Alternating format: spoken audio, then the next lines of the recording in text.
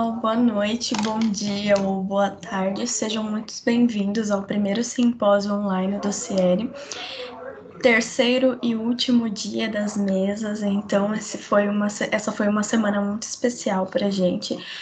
Para quem acabou de chegar e ainda está se familiarizando conosco, eu reforço aqui que o CIERE é um conselho estudantil fundado pelos alunos do curso de Relações Internacionais da Universidade Unip, e a nossa função principal é ajudar todos os jovens a se desenvolver nas suas habilidades acadêmicas, trazendo diversos conteúdos variados e informações com pautas contemporâneas que podem agregar no curso.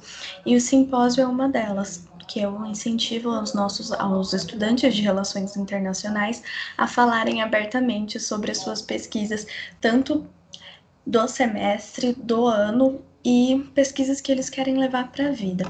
Eu ressalto também que essa reunião ela está sendo gravada, e então se você não conseguiu ver agora ao vivo, você pode ver mais tarde no nosso IGTV.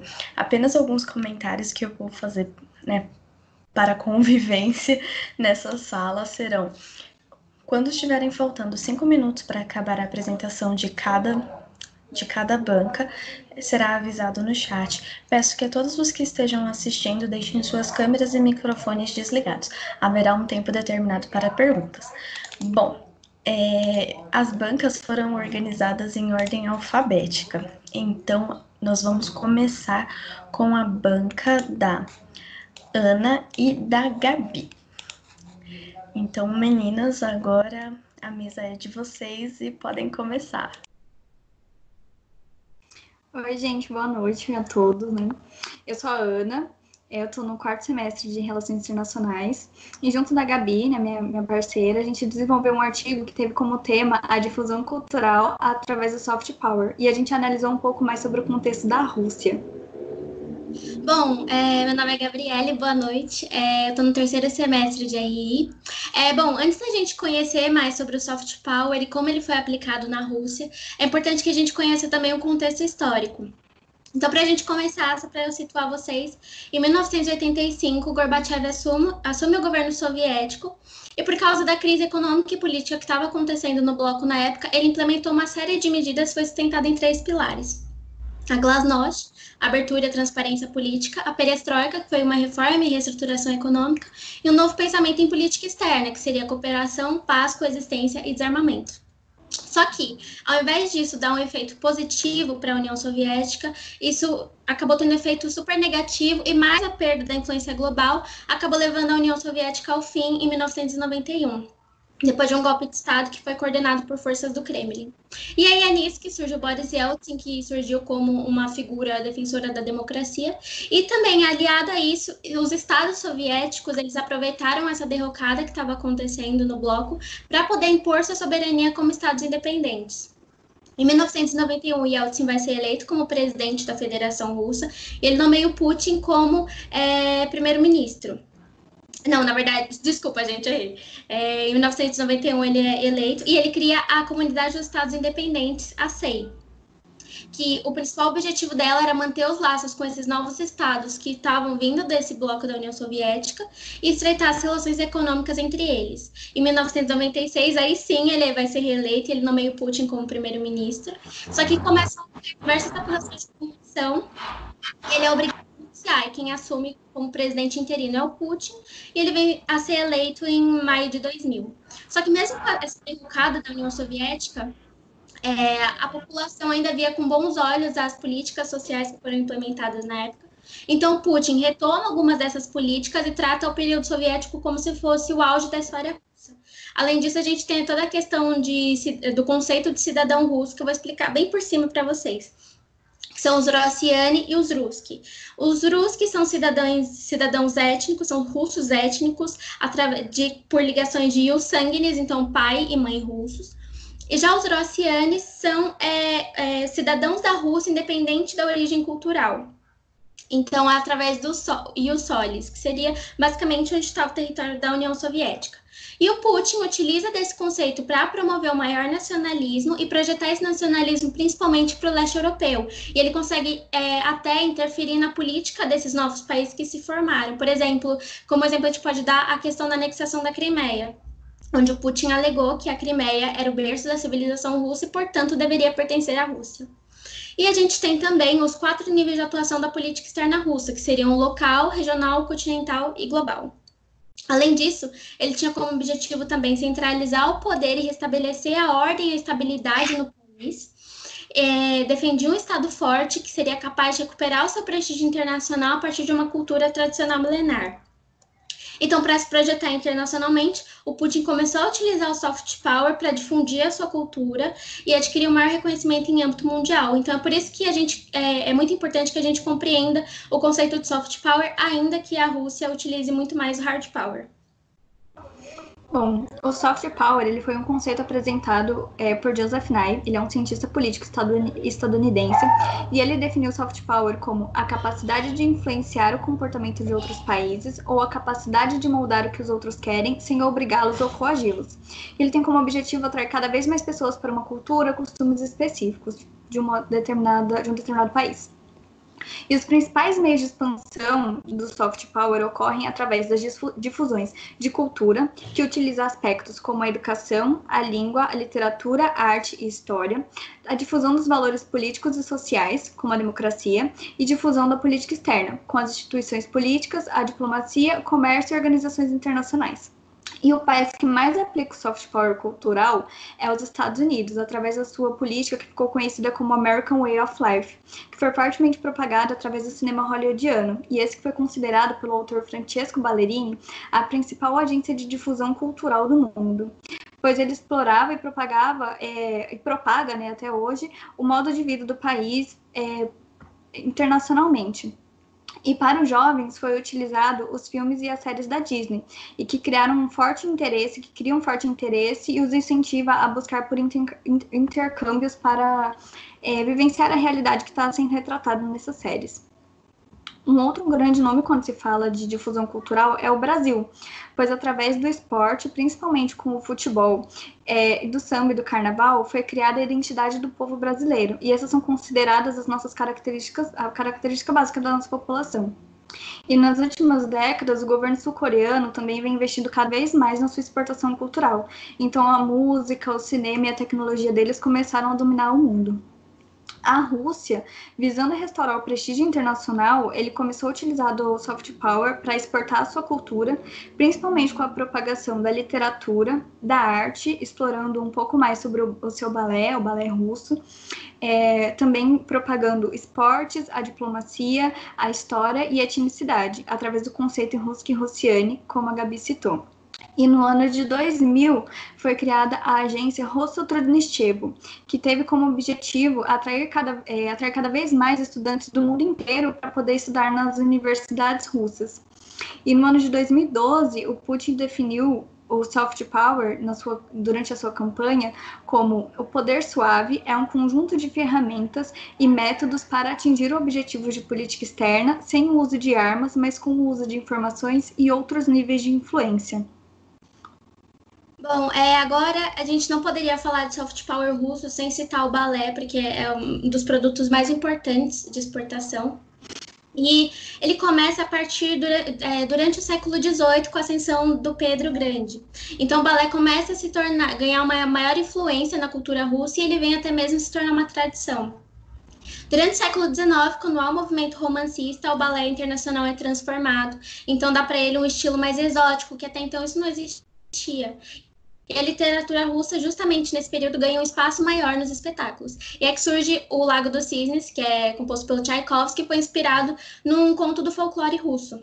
E aí, no início do século XX, o balé russo começa a se internacionalizar e ganha uma forte presença na França através do Ivan Clushin, que foi um bailarino formado pela Companhia de Balé Bolshoi, que a gente vai falar sobre essa companhia daqui a pouquinho.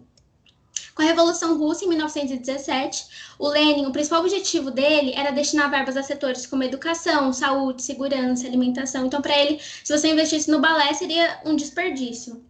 Só que a comissária cultural do governo, a Natalie Lunacharsky, ela observou que os camponeses eram apaixonados pelo balé e conseguiu convencer o Lenin a manter os teatros funcionando. Então, a partir daí, o balé começou a ser um grande meio de soft power do governo soviético e se tornou o seu principal produto de exportação cultural.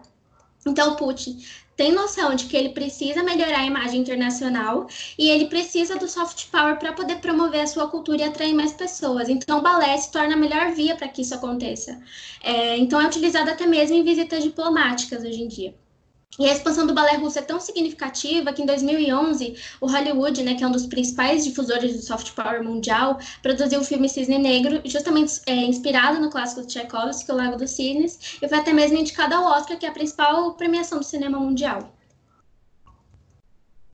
Bom, a Companhia de Balé Bolshoi ela foi fundada no século XVIII, no ano de 1776, e foi somente após a morte de Joseph Stalin que ela se internacionalizou, porque os governos comunistas começaram a investir em turnês mundiais. E o Bolshoi, ele é uma companhia que ela é financiada por capital privado e também estatal. E ela é a única escola de balé que é ligada às instituições governamentais da Rússia. E fora da Rússia, né, fora do país, a única outra escola de balé que é ligada a essas mesmas instituições é a escola que fica presente aqui em Joinville, no estado de Santa Catarina. E ela foi fundada no ano de 2000, após a grande receptividade dos brasileiros com a turnê internacional que ocorreu na cidade. Então, o balé ele se tornou um dos principais meios de expansão da cultura russa pelo mundo, e ele é constantemente fortalecido pelo governo, por artistas e por empresários do país, porque eles compreendem a importância que o balé tem para a população e transformaram, então, a dança o seu principal cartão de visitas.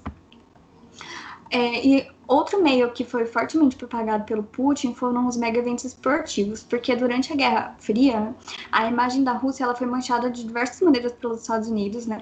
Então, um dos principais objetivos do Putin era melhorar a imagem do país, porque, como discursado por ele, o mundo poderia ver uma nova Rússia, ver a sua possibilidade e a sua personalidade, e ter uma perspectiva imparcial do país, o que antes não ocorria. Então, os mega eventos esportivos eles surgiram como um impulsionador da imagem da Rússia, porque aí poderia atrair novos investimentos e turistas de todo o mundo. Então, no ano de 2005, a Rússia ela se candidatou para poder sediar os Jogos Olímpicos de Inverno de 2014, e eles concorreram com a Coreia do Sul e com a Áustria. Só que, então, eles foram escolhidos no ano de 2007 após apresentarem um projeto de infraestrutura, e que era composto pela construção de uma linha ferroviária, uma estrada que ligaria a cidade de Sochi até as montanhas, onde ocorreriam algumas modalidades, centros esportivos e 2 vilas olímpicas, e além de preparações climáticas, já que Sochi era uma cidade subtropical, então seria necessário resfriar alguns locais. E o investimento que eles tiveram foi muito alto, então os Jogos de Sochi eles se tornaram os mais caros de toda a história, com um investimento correspondente a 165 bilhões de reais. E eles também passaram por diversos obstáculos durante a produção do evento, porque ocorreram diversos escândalos de corrupção, problemas com as obras que estavam atrasadas e também ocorreu a apropriação de terras, pois a Baía Imerete era um local onde viviam diversas pessoas e eles tiveram que desapropriar essas terras para poder fazer a construção das vilas olímpicas. Porém, teve um resultado benéfico muito bom no que se relaciona ao turismo, porque no ano de 2006, o número de visitantes na cidade girava em torno de 3,7 milhões de pessoas. E durante os Jogos, no ano de 2014, esse número aumentou para 5,2 milhões. E já no ano seguinte, em 2015, 6 milhões de pessoas foram até a cidade de Sochi para poder visitar as vilas olímpicas. Além disso, no ano de 2009, eles também concorreram contra a Inglaterra, Bélgica e Países Baixos, Espanha e Portugal, a possibilidade de poder sediar a Copa do Mundo de 2018. E eles saíram como vitoriosos das eleições de escolha no ano de 2010, por causa da experiência que eles haviam adquirido durante a preparação dos Jogos Olímpicos. E além disso, eles também estavam investindo muito forte no futebol, com a constituição da primeira Liga Russa, e também aumentaram o número de contratações de jogadores estrangeiros. E eles orçaram um investimento correspondente a 36 bilhões de reais para a construção e reforma dos estádios e da infraestrutura de todo o evento. As cidades escolhidas para sediar os Jogos, em sua maioria, eles estavam localizadas na zona europeia da Rússia, com a exceção de Ekaterimburgo, que se localizava na Rússia Asiática. E eles enfrentaram diversos problemas durante a realização da Copa do Mundo, porque havia um forte índice de preconceito contra a população LGBT, ainda mais após a sanção de uma lei que proibiria a propaganda gay no país. Além disso, também tiveram diversas ameaças de terrorismo e os conflitos com a Ucrânia com relação à anexação da Crimeia estavam muito recentes ainda. E ocorreram também diversas denúncias de exploração de trabalho durante a construção dos estádios. Mas teve um resultado benéfico também no que se fala em relação ao turismo e atraiu muito investimento para o país e tornou a Rússia um destino muito mais atrativo para os turistas, porque as pessoas passaram a conhecer um pouco mais da cultura e da realidade do país. Bom, como último tópico, a gente tem a língua e a literatura, que é um dos mais importantes também, porque a língua constitui basicamente a identidade de um povo, é por ela que a gente expressa os valores, as crenças, a visão de mundo. Então, um pouco sobre o idioma russo, ele foi criado no século IX, foi criado pelo missionário grego Cirilo e o arcebispo Metódio. Em 1708, durante o reinado de Pedro o Grande, ele passou por uma reforma que rompeu com o eslavo eclesiástico praticado pela igreja e até hoje ele não passou por mais nenhuma reforma drástica. Durante os impérios czaristas ocorreu uma grande difusão da língua russa, que ia desde o leste europeu até o extremo oriente asiático, então o ensino passou a ser obrigatório nas escolas e nas repartições públicas dos países.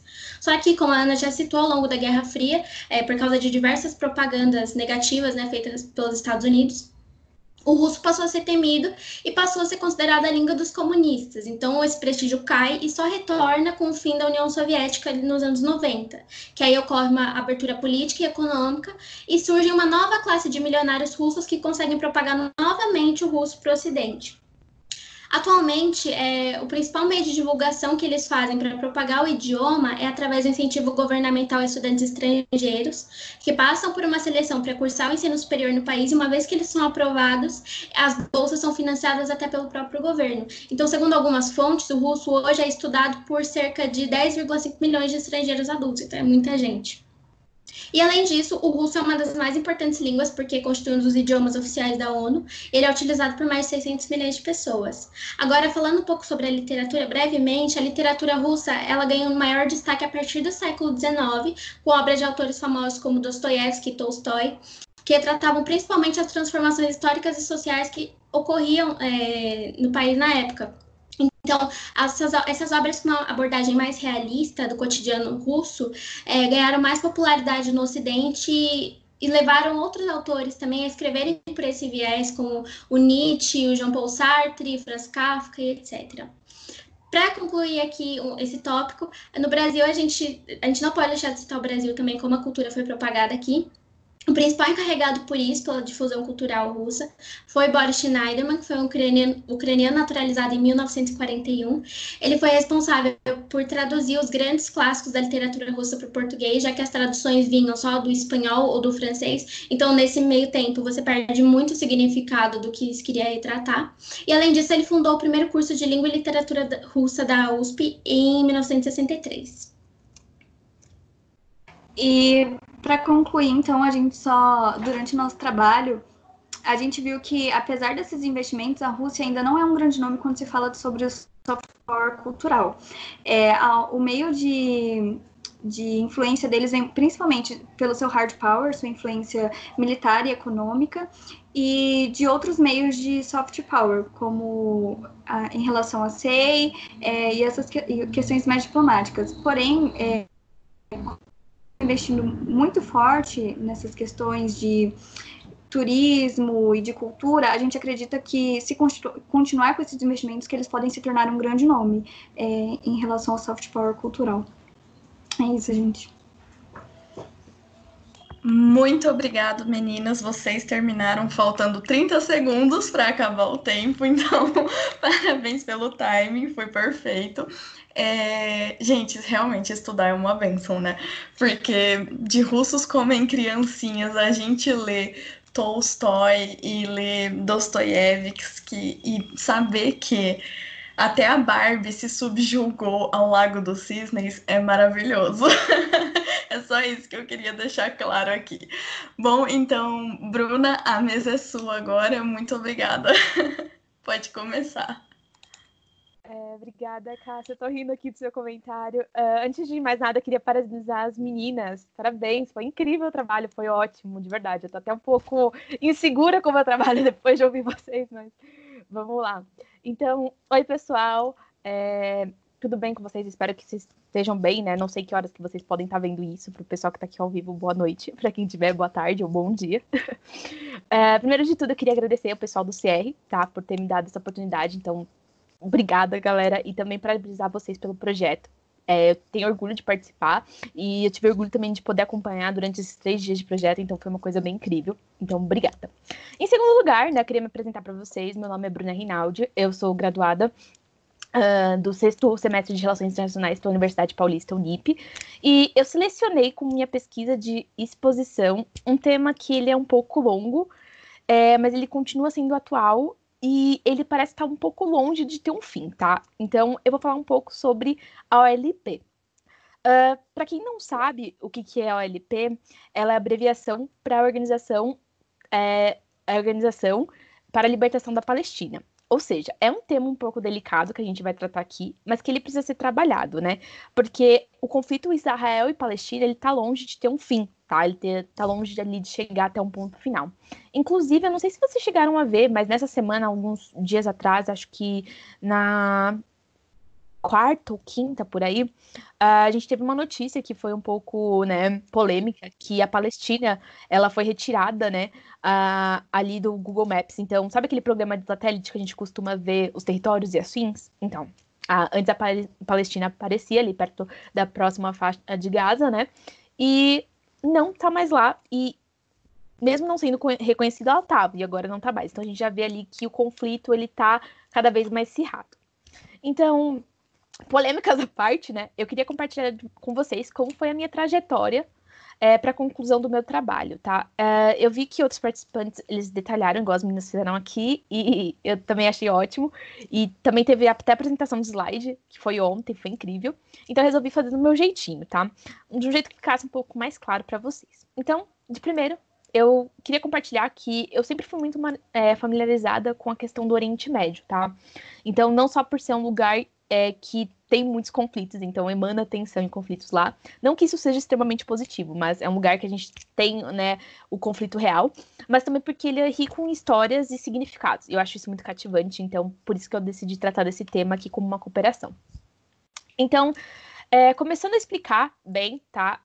O meu processo de pesquisa ele foi complexo porque se a gente olhar na internet, né, a gente consegue ver que tem muitos artigos de referência sobre a Palestina, sobre Israel, sobre o conflito em questão, mas muito pouco sobre a OLP em si. Então eu optei por dividir meu artigo em 3 partes e trabalhar em cima dessas 3 partes, que são, a primeira delas, a questão palestina, em seguida, tratar da OLP, né, então tratar da Organização de Libertação para a Palestina, e depois a atuação dela no sistema internacional, e aqui a gente já pega o gancho para a temática de cooperação sul-sul.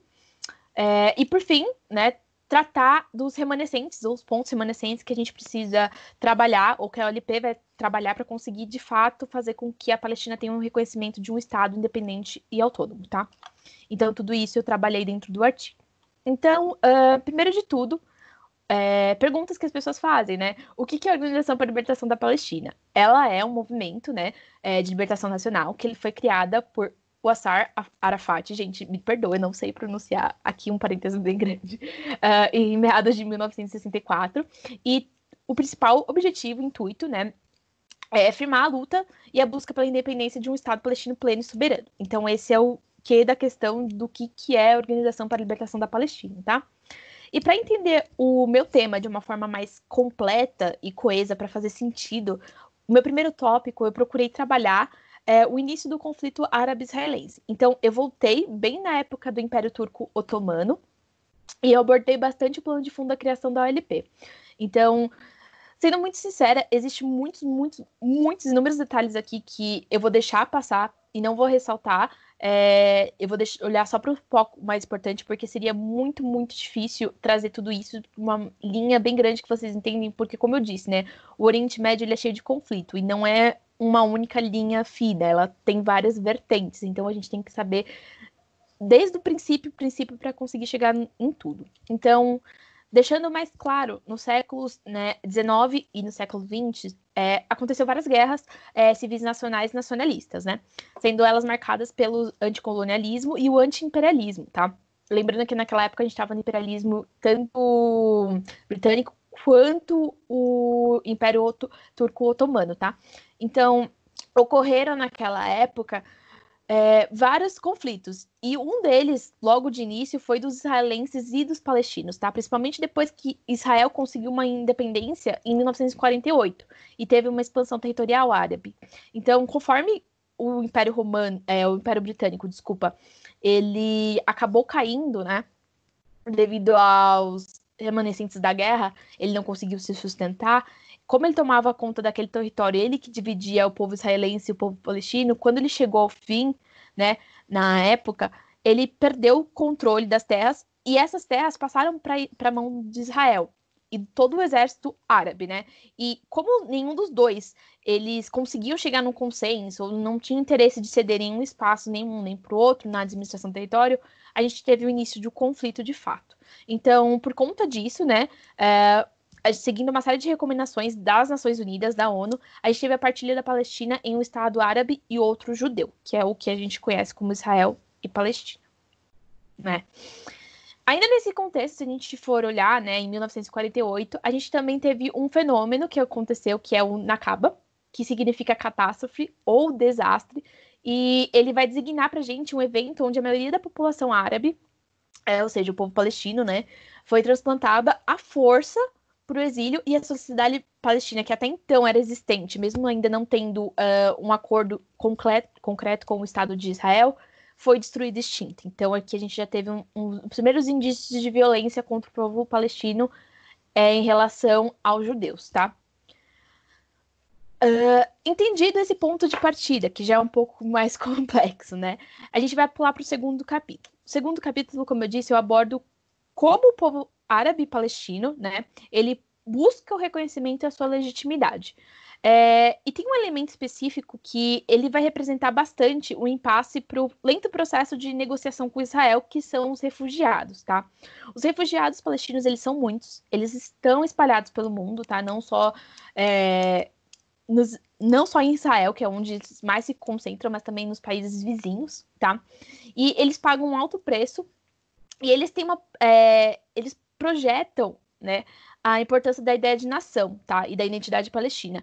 E como eles estão espalhados, não centralizados em um único território, como não é possível, né? Fica mais difícil para a gente conseguir negociar o processo de territorial, né? Então, a gente ressalta que a influência exercida pelas relações internacionais dentro do Oriente Médio e também sobre as questões da Palestina, né, influenciam de uma forma bem grande quando a gente olha esse capítulo em aberto. A gente vai ver que tem pontos em que estados, né, eles conseguem apoiar, sim, o Estado para formar, na verdade, o Estado da Palestina, e tem outros que simplesmente ignoram pelo fato de ter muito refugiado à solta e eles não conseguirem formar um grupo para fundar um território, tá? Então isso também acontece. Durante esse capítulo, eu também eu procurei transcrever de uma forma geral como a governança que teve, vamos dizer assim, uma administração um pouco ruim, né, que teve ao longo da história da OLP, ela teve casos de corrupção, de má gestão, de uma falha visível no progresso da paz. Tudo isso foram pontos de ignição para deixar com que a OLP perdesse... como eu posso dizer para vocês de uma forma mais clara, perdesse toda a construção dela durante o período e de fato se consolidasse como uma organização que quer de fato achar uma nação. Então, aqui a gente teve uma falha visível da OLP por conta da corrupção, quando estourou o escândalo de corrupção, principalmente por parte dos líderes que estavam ali, porque era uma liderança nacional. Então, começaram com líderes bem altos, pessoas do governo a fazer isso. Então, quando descambou, né, a questão da corrupção, todo o trabalho que a OLP tinha caiu, ela cedeu, né? Literalmente foi pro ralo abaixo, se a gente pudesse colocar isso numa expressão, tá? Então, a organização da OLP, ela vai se tornar o que a gente vai chamar de estereotipo alienado, né? E ele vai conduzir toda a atenção para outro foco. Em vez de a gente conduzir nossa atenção para ter um Estado palestino autônomo, a gente vai focar a atenção para como a gente vai gestar uma organização de modo mais elaborado e tendo uma autoridade mais firme. Daí nasce uma outra autoridade que vai entrar nesse plano também para se aliar à OLP, que é a Autoridade Nacional, tá? Então, nesse segundo capítulo, a gente transborda como que a atuação da OLP no sistema internacional e como que isso foi visto, né? Desde o momento de mais escândalo até o momento de mais sucesso. Eu não vou detalhar muito aqui, mas só para vocês entenderem que, mediante a situação que a gente teve negativa aos olhos da organização, uma outra autoridade nasceu, que é a Autoridade Nacional, literalmente a Autoridade Nacional, e ela vai ganhar mais enfoque, tá? Apesar dos pesares, apesar de qualquer coisa, a maior parte dos estados da sociedade internacional entende que a Palestina constitui sim um estado, tá?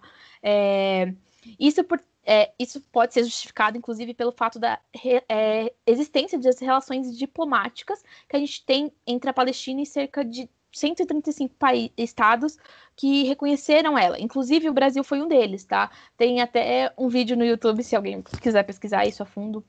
Eu acho até interessante que o Lula, o ex-presidente, né, Luiz Inácio Lula da Silva, ele reconhece, tá? Ele representando o Brasil, ele reconhece a Palestina como um estado, o que aquele momento é muito controverso, acho que é um dos momentos mais marcantes da diplomacia exterior brasileira. Então, é sempre bom relembrar capítulos assim. E, assim, a gente nota que a presença significativa dos países da América Latina, não só do Brasil, mas da África, da Ásia e do G77, né, trazem com que a Palestina tem capacidade de se tornar um Estado, mas falta em alguns pontos, né? Então, hoje a Palestina é um membro mais ativo das diversas organizações internacionais, tá? Com enfoque em Estados e direitos, tais como a Liga da Árabe e a Unesco. Ela também faz parte do Estatuto de Roma, do Tribunal Penal Internacional. Então, ela tem personalidade totalmente jurídica no cenário internacional e os Estados podem integrar e colaborar. Então, a Palestina faz parte disso. E levando em consideração, né, para concluir aqui de uma forma bem mais clara, levando em consideração tudo que foi estudado, tá, gente? Eu não vou aprofundar mais, porque é muito complexo o assunto, mas levando em consideração tudo aqui, a gente consegue ver que a procura pelo estabelecimento, a criação de um Estado autônomo e soberano para o povo palestino, ele tem sido traçado, né, a partir de muitos acordos de paz que, hora ou outra, elas vão falhar, tá? Então, portanto, vai ser necessário a gente recomeçar todos os esforços e investir outras formas ou adaptar essas formas que já existem e reforçando os pontos fracos dos projetos existentes. Então, a gente consegue ver que tem muitas coisas para darem certo, só que a gente precisa de não só que a OLP se organize como uma organização séria, tá? Porque devido aos números de escândalos que teve, fica muito difícil levar uma organização assim a sério. Então, não só isso, mas a gente precisa começar a recriar esforços, tá? E no âmbito internacional fica claro que o conflito entre Israel e Palestina passa por diversas idas e vindas. Então, uma hora Israel aceita, outra hora não, outra hora tem um conflito ali, outra hora não. Então, é quase como se fosse um tabuleiro e uma hora ou não tem uma mexida ali de peça que não agrada a um dos lados. Então, nada foi concretizado ainda. E ainda foi possível, depois de tudo, ver que no cenário da cooperação internacional a OLP ela tem tido muita importância, sim, para o próprio Estado palestino, mesmo com tudo que aconteceu. Ela só que precisa ter mais seriedade, como eu disse, né? Porque ela tem cooperação, ela tem pessoas que ajudam ela, inclusive a ONU é um membro que ajuda e que reconhece a OLP, tá? E tem países que colaboram e que até trouxeram voz para a necessidade da Palestina de fundar e resgatar os seus refugiados para formar seu território. Então, cabe por agora, né, um maior investimento e correção dos requisitos que faltam para uma legitimidade total, não mais parcial, da Palestina como um Estado-nação, sem que haja dúvidas, principalmente, e capacidades governamentais, como estatais, do Estado, tá? Então, foi isso, mais ou menos, o que eu quis abordar com vocês. Espero que vocês tenham gostado. Espero também não ter falado muito rápido. E é isso. Muito obrigada, Bruna, pela apresentação. Deixou tudo bem claro sobre a situação da Palestina. Então, agora eu quero chamar a Letícia Ribeiro e a Letícia Giacomo, ou é Giacomo? Pode me corrigir se eu falei errado, para apresentarem. Então, meninas, agora é com vocês. Muito obrigada mesmo, pessoal. Boa noite, gente. Vocês estão me ouvindo? Tá tudo certo, o áudio?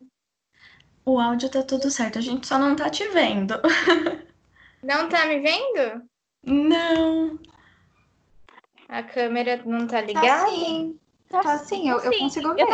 Eu tô vendo ela. Vocês também estão vendo? Então tá tudo certo, gente. Desculpa. O problema fui eu agora.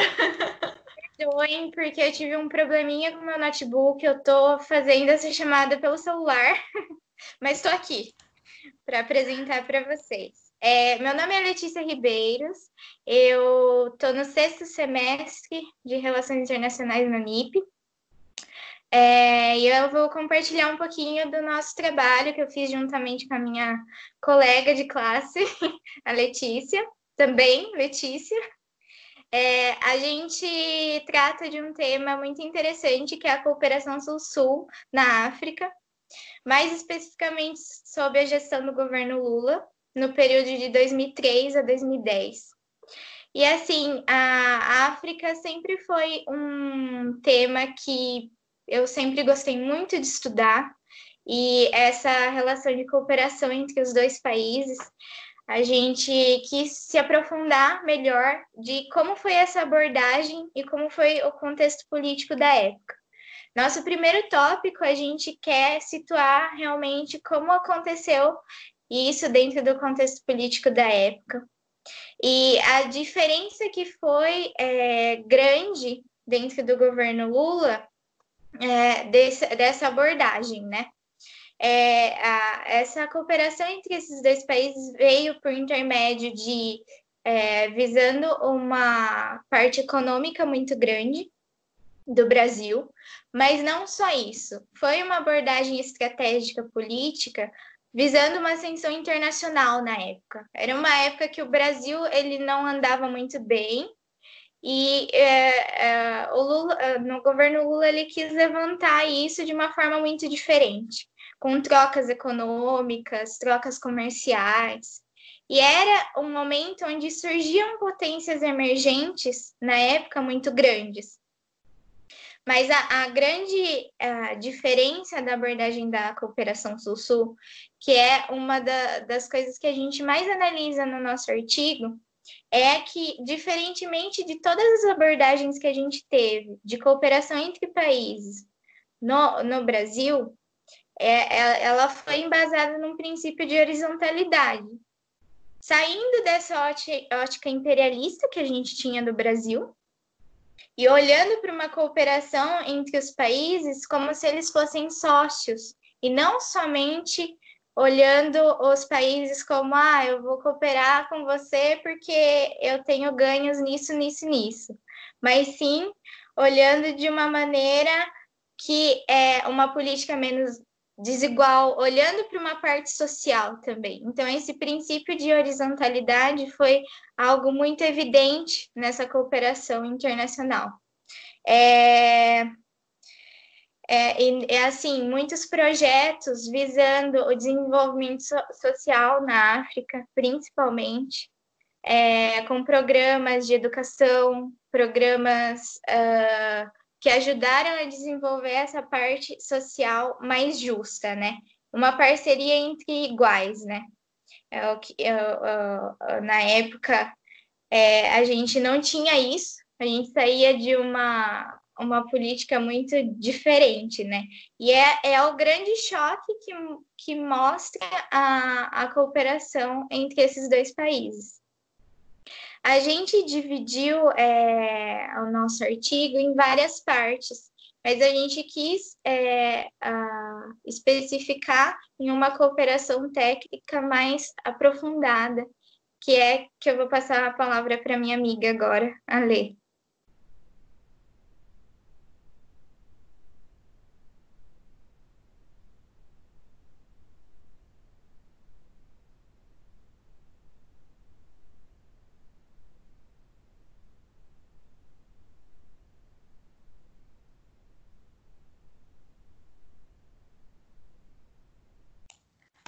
Oi, gente, só para ter certeza, tá todo mundo escutando a Lê ou não? Eu não tô escutando ela ainda. Eu não tô Não, escutando. também não. Lê, algum sinal de vida? Eu acho que ela tá com problema, gente. Ela tinha me falado que ela tava com problema de microfone. Ah, entendi. Ah, então a gente espera mais um pouquinho. Eu pauso aqui a contagem de tempo e aí a gente espera retornar.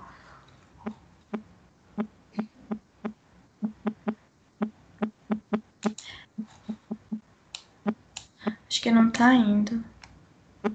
Será que não é o fone dela? Pode ser. Será que ela quer sair primeiro da chamada e voltar? Só pra gente ver se tiver problema.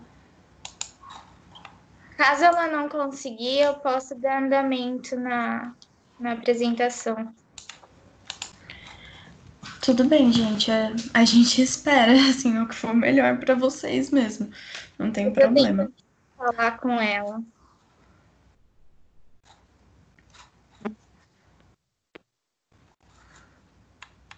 Não, acho que o áudio dela não vai pegar mesmo. Ah, uau, que mal.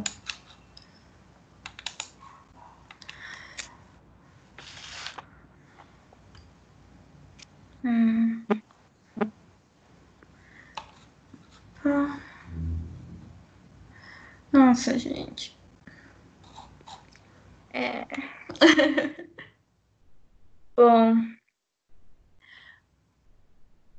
Fica calma, gente. A gente espera. Se ela precisar sair da chamada e voltar pra consertar, a gente aguarda mais uns minutinhos.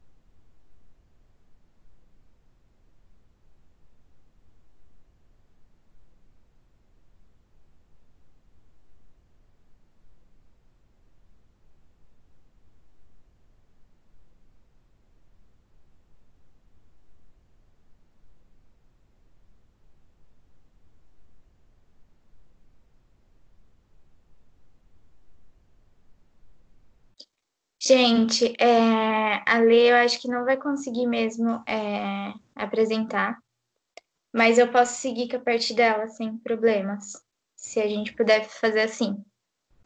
Tudo bem, meninas, pode fazer assim. Ah, uma É pena.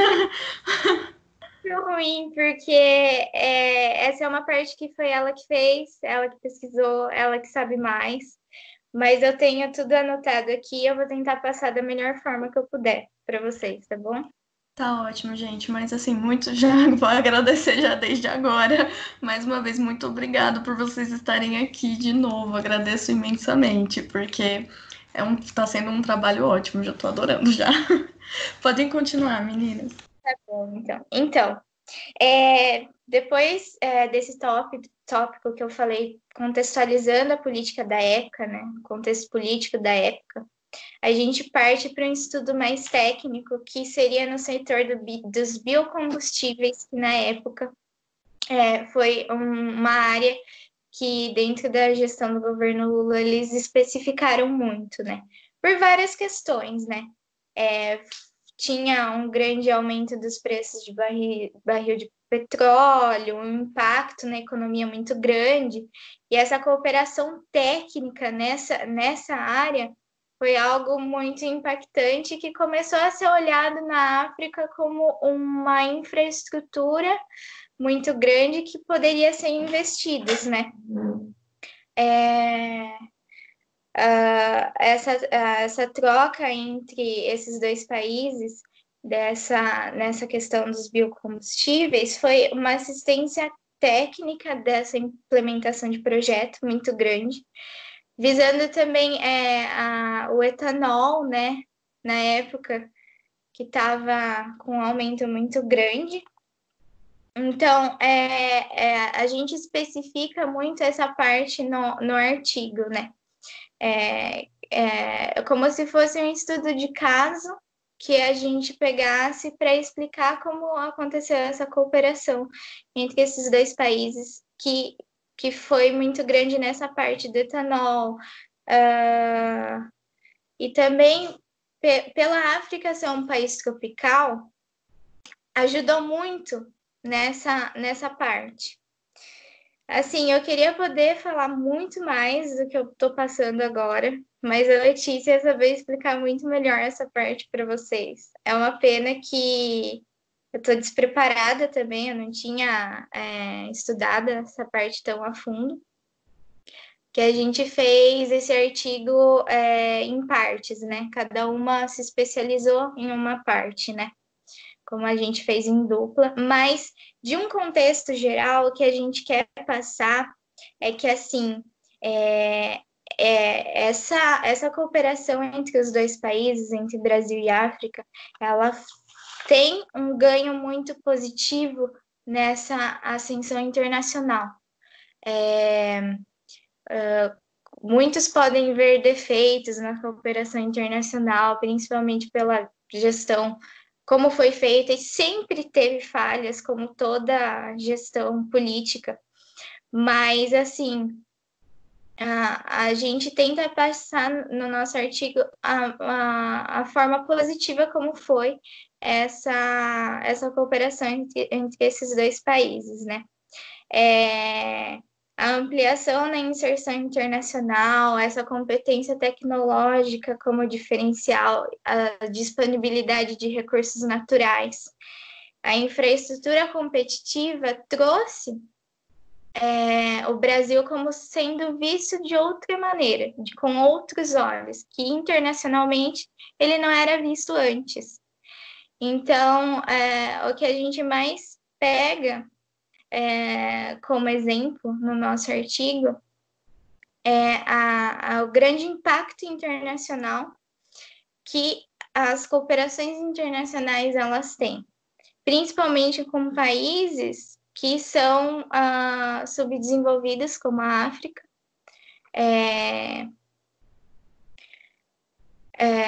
e outros países também. A gente conhece essas cooperações, né? E também tem uma certa vantagem não só olhando para a parte internacional, mas regional. Esse nicho que o Brasil teve dentro do mercado global foi olhado de uma maneira dentro do país, de uma forma muito repercutiva depois, né? Que foi a partir desse momento que o Brasil começou a ter mais representatividade até para a população, de certa forma. De olhar de um aspecto de dentro para fora, né? Hoje, as cooperações entre Brasil e África não são tanto assim como eram naquela época, mas foi uma estratégia política muito voltada ao Brasil, na gestão específica do governo Lula. Mas o que a gente mais tenta olhar é com bons olhos, né? Apesar da política da época ser muito controversa, a gente saber das questões que houveram na época, né? Da gestão do governo Lula, eu acho que a cooperação internacional entre países é uma questão primordial. Mas se olhada dessa forma não só olhando nessa forma comercial, mas sim numa forma também interpessoal, uma forma de desenvolvimento social muito grande.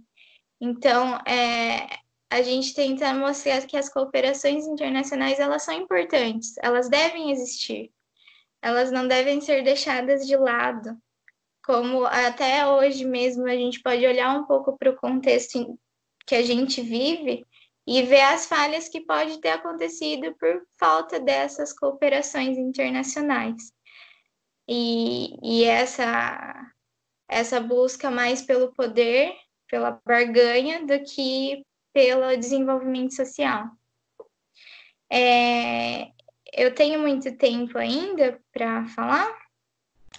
Você ainda tem 3 minutos.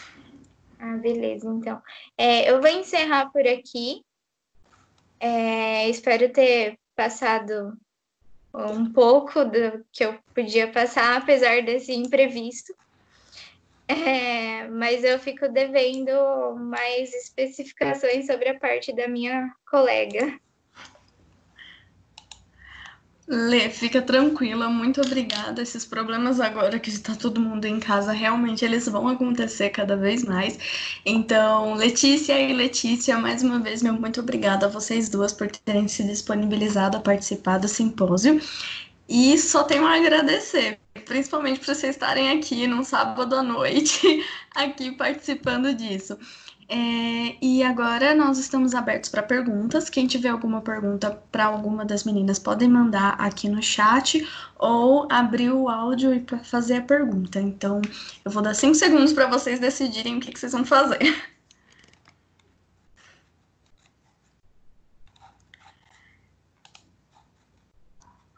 Vamos lá, pessoal. Tem perguntas? Não tem perguntas? Ô, Cássia, boa noite, gente. Eu tenho pergunta. Peraí que eu tô colando aqui no negócio. Obrigada. O Skype pelo celular é muito ruim. Peraí, é que eu tenho pergunta para todo mundo, só preciso colar certinho. Tá ótimo. Você quer falar as suas perguntas? Dá 1 minuto, amiga. Tá bom, Ana. Eu aguardo.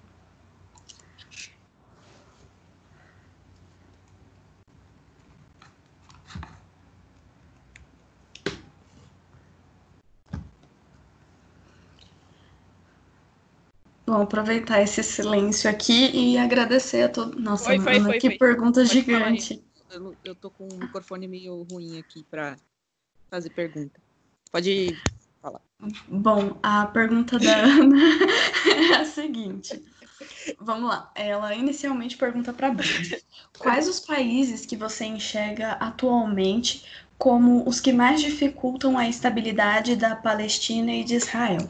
E eu aproveito esse gancho para fazer a minha pergunta em relação a Israel e Palestina, que é sobre o posicionamento brasileiro. Como você enxerga o posicionamento brasileiro agora que ele buscou um alinhamento automático com as igrejas evangélicas que se direcionam cada vez mais a Israel? Aí, nós vamos passar para a pergunta para a Ana e para a Gabi. Como vocês enxergam o soft power russo atualmente? Mais presente do que no começo do governo Putin, e agora com o Putin no poder em tempo indeterminado, vocês acreditam que esse soft power pode ser ampliado? E ele já vem fazendo, ou talvez ter mais momentos incertos, por exemplo, a crise ucraniana, não sei se eu li certo. Bom, e agora nós temos uma pergunta para as duas Letícias. Como vocês olham essa cooperação sul-sul mais por exemplo, Brasil e África, e países da África, como vocês enxergam isso, já que está sendo enfraquecido atualmente? E aí, mais uma vez, eu vou puxar a minha pergunta para vocês responderem junto com essa, porque já que agora, por exemplo, o Brasil enfraqueceu os seus investimentos em países africanos e cada vez mais a China vem investindo nesses países dessa região, como vocês enxergam isso nesse novo cenário do tabuleiro mundial? Porque certamente trará mais mudanças, principalmente porque, como nós sabemos, a China ela está fazendo vários investimentos, tanto ali na costa do Oceano Índico, principalmente ali no chifre da África, em países ali do chifre da África, por trazerem maiores investimentos porque são rota e caminho de petróleo e armamento e coisas que os chineses compram. Então, vamos começar na ordem, depois desse banho de pergunta, e aí dá tempo de vocês irem preparando as respostas. Bom, Bruna, pode começar. Beleza, obrigada, Ana, pela pergunta. Obrigada, Cássia, por emendar sua pergunta na pergunta. Achei ótimo. Bom, gente, eu acho que o que a gente precisa saber de fato é que se tem países que colaboram para dificultar o conflito entre Israel e Palestina, um deles, sem dúvida, que é a cabeça-chefe de tudo isso, que é os Estados Unidos, tá? Voltando um pouco lá, historicamente, falando um pouco mais para trás, se a gente voltar no tempo, a gente sabe que quem firmou que Israel ia ter, né, que os judeus iam ter o próprio território, que tudo ia acontecer para eles, foi os Estados Unidos, então teve uma mão estadunidense ali. Fora isso, né, tem a questão do Líbano, tá? A parte de que ainda tem a desocupação de porção do Líbano que está referente ali ao conflito. Fora o próprio Estados Unidos, que eu acho que, se a gente for falar de grande potência, é a grande potência que, de fato, é o que mais vai contra todos. Se qualquer pessoa, ou qualquer país ali falar, eu quero que seja conhecido, os Estados Unidos, ele intervém para que isso não aconteça, né? Então, fora os Estados Unidos, a gente tem o próprio Israel, que não aceita. Israel busca, né, sempre novos aliados para estar bloqueando qualquer reconhecimento da Palestina, inclusive da própria Autoridade Nacional Palestina. Então, eu acho que, se a gente fosse mesmo falar, não tem países, tem um país só, que é os Estados Unidos. E para a pergunta da Cássia, hoje é um pouco mais difícil falar da relação do Brasil, porque, na verdade, a gente teria que ser um mediador, tá? A gente teria que ser imparcial nessa questão de Israel-Palestina. Mas é muito difícil a gente chegar numa resposta concreta quando a gente tem um governo hoje, que a gente vê mais de extrema-direita, né?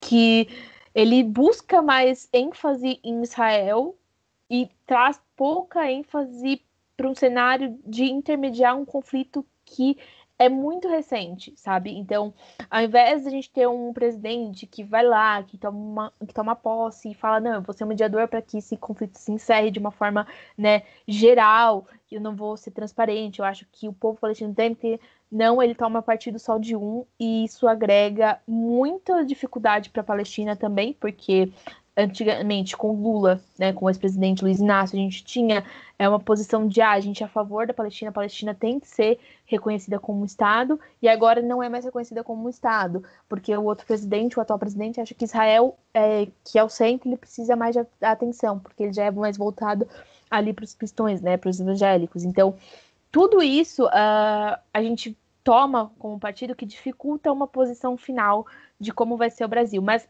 de ambos os lados estaria errado. A gente teria que ter ser um mediador imparcial para essa situação e tentar tomar as dores de ambos os lados, porque do mesmo jeito que é muito injusto a Palestina não conseguir ser reconhecida, porque ela não tem um apoio suficiente ou não é levada tão a sério, é injusto também a gente só ocupar uma carga específica de Israel pelo que acontece na Palestina. Então, o papel do Brasil agora é um pouco difuso do que a gente esperava ser. Eu acho que falta uma boa gestão de um bom relacionamento, bom ministro de Relações Exteriores para a gente conseguir chegar a algum ponto. Por enquanto, a gente vê que toda hora tem alguém trocando, toda hora tem alguém mudando, toda hora é uma coisa nova, então tudo dificulta. Então a gente nunca vai ter nada enquanto a gente não concretizar o que a gente é.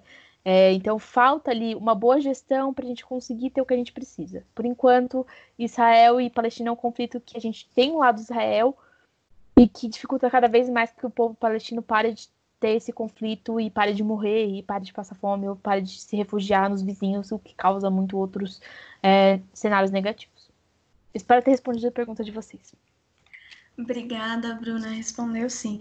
Agora a Ana e a Gabi, para responder a pergunta da Ana. Ana, obrigada pela pergunta. Eu vou responder a primeira e a Ana responde a outra. Então, de fato, o soft power russo vem crescendo exponencialmente desde que o Putin entrou, né? Principalmente porque ele vem diminuindo mais os investimentos dele em hard power para aplicá-los em soft power.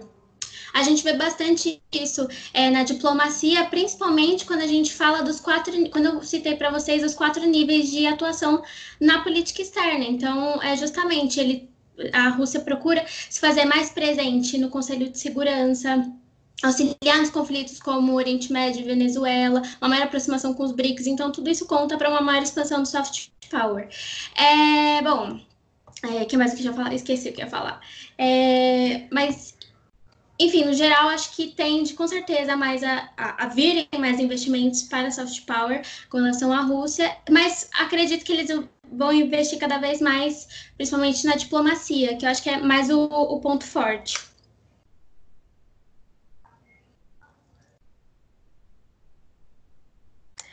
Legal, Gabi. Obrigada. Ana? Então, agradeço a Ana também pela pergunta, né? Bem interessante. E eu concordo com a Gabi, acredito sim que o soft power russo está totalmente diferente. O Putin conseguiu atingir uma parte dos seus objetivos, que é quebrar aquela imagem negativa da Rússia comunista, essa questão. Então, foi algo que já trouxe resultados benéficos para ele. E acredito que sim, com toda essa mudança que está ocorrendo agora na Rússia, em questão a nova Constituição que eles estão fazendo, se for aprovada e o Putin ficar no poder até 2036, né, se eu não me engano, que era o período que ele poderia estender o seu mandato, então acredito que sim, que ele vai investir muito mais no seu soft power, principalmente agora com essa crise sistemática que a gente está vivendo, né, uma crise política, uma crise econômica, crise de saúde. Então, acredito que ele vai fazer de tudo para poder investir e aumentar ainda mais a sua influência com os outros países e aumentar a sua influência no mundo em geral para a população, para a grande massa. Espero que tenha respondido. Acho que respondeu sim. Muito obrigada. Agora, Lê e Lê. Vocês podem responder. Oi. Agora a Lê, eu acho que a outra Lê vai conseguir falar com a gente agora. Aê, finalmente, adorei. A gente tá te ouvindo sim agora. Pode responder, Lê. Nossa, desculpa, gente, esse imprevisto. Agora vocês estão me ouvindo bem? Sim, a gente tá te ouvindo bastante bem. Muito obrigada mesmo. Infelizmente, eu tinha preparado tudo certinho, mas essas coisas acontecem. Eu agradeço a minha colega que conseguiu passar bastante coisa para vocês, apesar de ser pega de surpresa. Mas, enfim, eu quero agradecer por poder participar e muito obrigada mesmo. Sobre a pergunta, se a gente acha que a cooperação do Sul está mais enfraquecida atualmente, eu acredito que sim. No nosso artigo, a gente escolheu especificamente o governo Lula entre 2003 e 2010, justamente por isso que, por ter um governo mais à esquerda, digamos assim, teria um desenvolvimento com os países regionalmente. E isso, com o nosso governo atual, muda completamente. Então, acreditamos que essa cooperação ela está sendo menos vista e talvez, com o passar do tempo, a gente possa revitalizar essa cooperação com os países vizinhos, tanto aqui da América do Sul, ou com os países africanos também. Eu não sei se você quiser complementar alguma coisa, passo a palavra. Obrigada. Concordo muito com o que a Lê falou.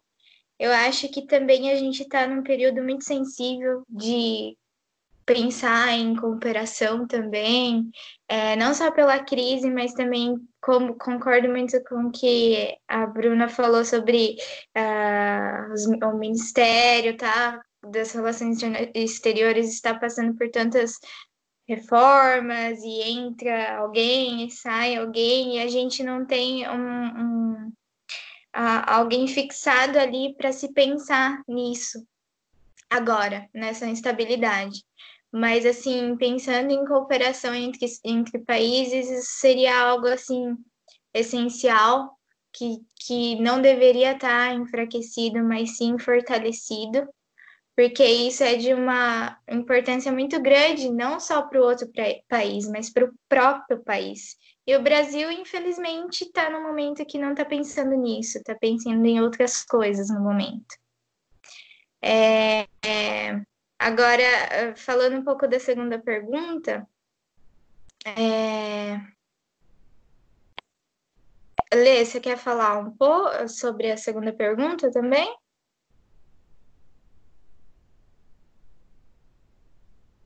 Oi, então, a segunda pergunta foi sobre os investimentos da China na África, se eu não me engano. Isso mesmo. Isso, foi eu que fiz essa pergunta. Então, eu acredito que a China desde muito tempo vem se mostrando para o mundo. E os investimentos, eles são muito presentes em todos os lugares. E a África não foge disso. Então, a presença da China na África se torna, acredito que vai se tornar mais presente com o passar do tempo, principalmente depois que passar esse tempo de pandemia, que as coisas ficarem melhores. E assim, e eu concordo com a Letícia, espero que quando houver uma posição mais consolidada do governo brasileiro nas relações exteriores, que possa haver talvez uma cooperação trilateral entre o Brasil, a China e a África em um determinado setor, alguma coisa assim. Eu acho que seria muito positivo para todos os envolvidos. E é isso. Se você quiser complementar alguma coisa. Eu acho que em questão, quando a gente fala da China, ela tem uma potência muito grande mundialmente, apesar dos pesares do que a gente está passando atualmente e o foco ter acontecido lá, né?